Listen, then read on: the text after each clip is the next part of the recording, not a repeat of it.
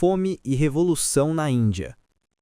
Um correspondente do Globe, de Toronto, Canadá, escreve o seguinte: a Índia está na armadilha mortal da doença e da fome. Nas províncias do centro e do norte, a morte espreita pela terra, levando um contingente que faz a lista de casualidades da Grande Guerra afundar em insignificância. Hoje, o número estimado de mortos por doença e fome no último ano é de mais de 32 milhões de pessoas. Os pobres ficaram sem comida, e a condição física de milhares é tal que estão fracos demais para carregar suas jarras de água. Uma ideia do horrendo massacre pode ser alcançada pela seguinte comparação: se caixões para os 30 milhões de cidadãos indianos britânicos que morreram durante o último ano de fome e doença fossem colocados enfileirados, seria igual à distância de uma volta e um terço na linha do Equador. Palavras falham para descrever o horror dessa tremenda tragédia, e as fotografias são repulsivas demais para serem publicadas. O London Times admite que a Índia foi deixada sem gêneros alimentícios para suprir as exigências da guerra. De acordo com as estatísticas do governo, exportações de cereais em 1917-18 aumentaram para 5,4 milhões de toneladas, cotadas em 36 milhões de libras. Para o mesmo ano, 1,5 milhão de toneladas de trigo foram exportadas. Em 1919, a contribuição da Índia em gêneros alimentícios foi mantida em um nível ainda maior do que em 1917-18. Durante este período, o país foi devastado pela fome e por epidemias decorrentes da fome. Apesar do fato de que muitos alertas chegaram à imprensa dos Estados Unidos das condições de fome na Índia, o povo de lá, até agora, contribuiu muito pouco para aliviar as terríveis condições trazidas pela contribuição forçada para a Guerra da Liberdade.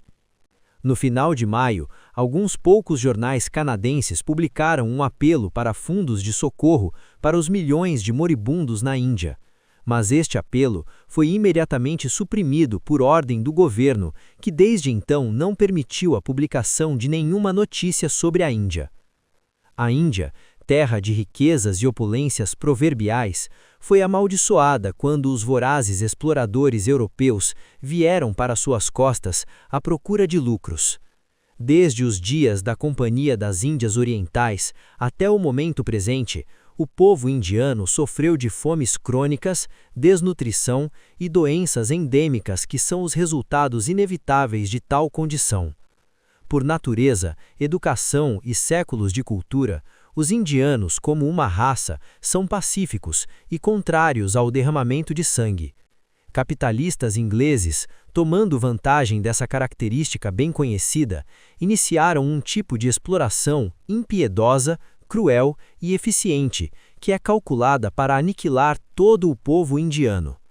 Um sistema que logrou matar 32 milhões de seres humanos em um único ano fala por si mesmo, sem a necessidade de mais fatos condenadores.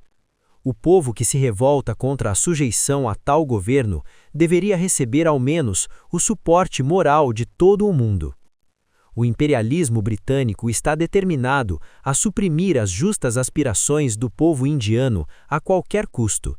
Sem vergonha ou culpa, tem empregado todas as armas da guerra moderna contra um povo completamente desarmado há 50 anos.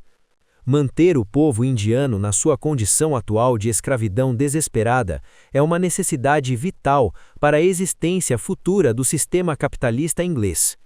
O que os capitalistas perdem na sua luta contra os trabalhadores ingleses, eles vão mais do que recuperar pela sua exploração brutal dos desesperados e miseráveis trabalhadores indianos.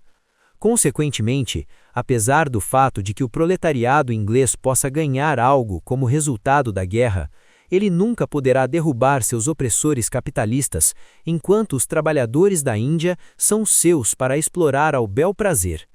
Infelizmente, este fato manifesto é pouco considerado ou reconhecido pelo Partido Trabalhista inglês, que em seus próprios assuntos é extremamente liberal, mas em relação ao imperialismo britânico na Índia, nunca faz mais do que recomendar uma política mais generosa na administração do país. Aparentemente, o Partido Trabalhista inglês não concebe a ideia de que a Inglaterra não tem direito nenhum, seja moral ou político, de se impor sobre os indianos, não importa o quão liberal seja o seu governo. Ao aceitar o imperialismo como justo e necessário para o bem-estar e grandeza da Inglaterra, eles se mostram tão imperialistas quanto seus mestres. Eles e o resto dos trabalhadores ainda vão aprender que a luta pela independência indiana não é um assunto local, tendo como seu fim e propósito a criação de outro nacionalismo egoísta. A liberdade do povo indiano é um fato na política global, vez que a Índia é a pedra de ângulo do imperialismo britânico, que constitui o maior e mais poderoso inimigo da revolução social e econômica que existe hoje.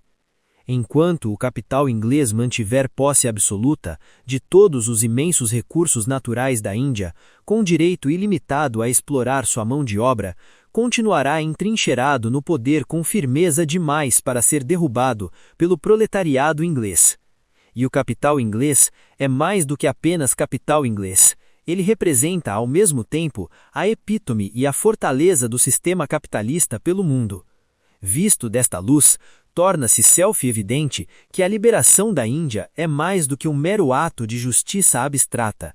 Ela significa um grande passo na direção da redenção do mundo das garras do sistema capitalista. É por esta razão que nenhuma nação, nenhum povo ou grupo de pessoas tem o direito de permanecer indiferentes ao futuro da Índia, à sua causa de liberdade ou ao sofrimento e à luta dos milhões de indianos que hoje apelam para o suporte moral e material da humanidade. De Gales Magazine.